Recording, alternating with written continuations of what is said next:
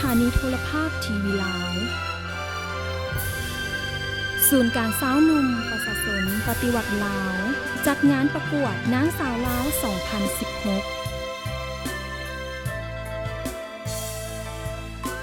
นางสาวลาว 2016 จะแม่นไผขอเชิญบรรดาทานพบกับผู้เข้าประกวดหมายเลข M1 ถึง M5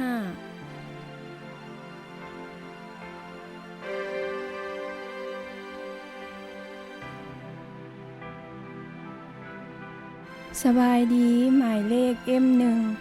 นางภาวันแก้วบุญรัตน์อายุ 19 ปี มาจากแขวงอุดมไซดีซัวอยู่ที่ตัวทำสูงต่ำอยู่ที่การกระทำของตัวเอง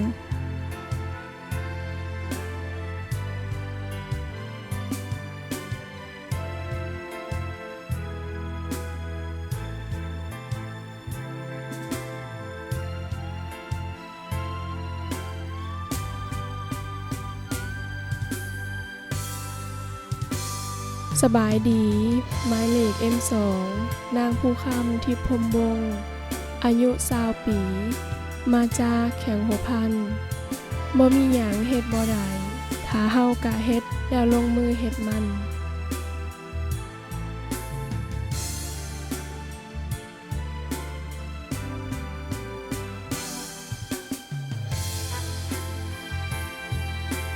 สบายดีหมายเลข M3 นางสุภพรธรรมวงศาอายุ21 ปี มาจากแขวงอัตตปือความดีอยู่ที่การเสียสละ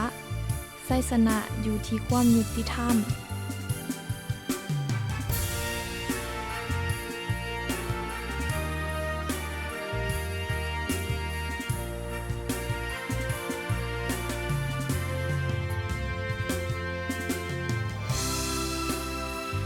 สบายดีหมายเลข M4 นางสุริณะเพชรสีทองอายุ20 ปี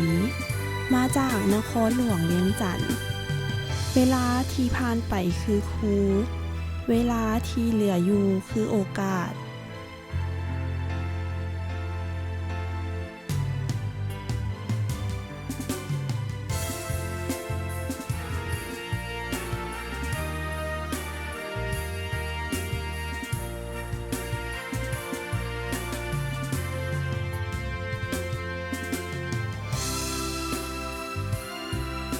สบายดี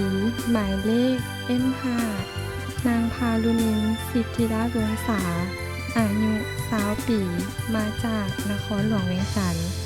อย่าเป็นคนเก่งที่แรงน้ำใจแต่จงเป็นคนธรรมดาทั่วไปที่มีน้ำใจและบ่เห็นแก่ตัว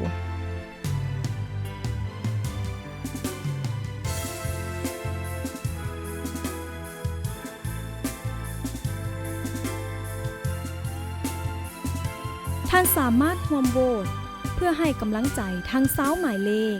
เพื่อให้ได้ตำแหน่งขวัญใจมหาชนโดยการพิมพ์ M ตามด้วยหมายเลขที่ท่านมักตามด้วยหมายดาวและตามด้วยคะแนนท่านสามารถโหวตได้ถึง100 คะแนนต่อครั้งแล้วส่งไปที่หมายเลข1481เครือข่าย ETL และลาวโทรคม1 คะแนนต่อ 1,000 กีบและรุ่นทับของรางวัลโทรศัพท์อินโฟนหลายรางวัลติดตามรับชมการประกวดรอบตัดสินในวันที่8 ตุลา 2016 นี้ที่โรงแรมแลนด์มาร์คแม่ของถ่ายทอดสดผ่านทางโทรภาพทีวีลาว HD เริ่มตั้งแต่เวลา 19 โมงเป็นต้นไป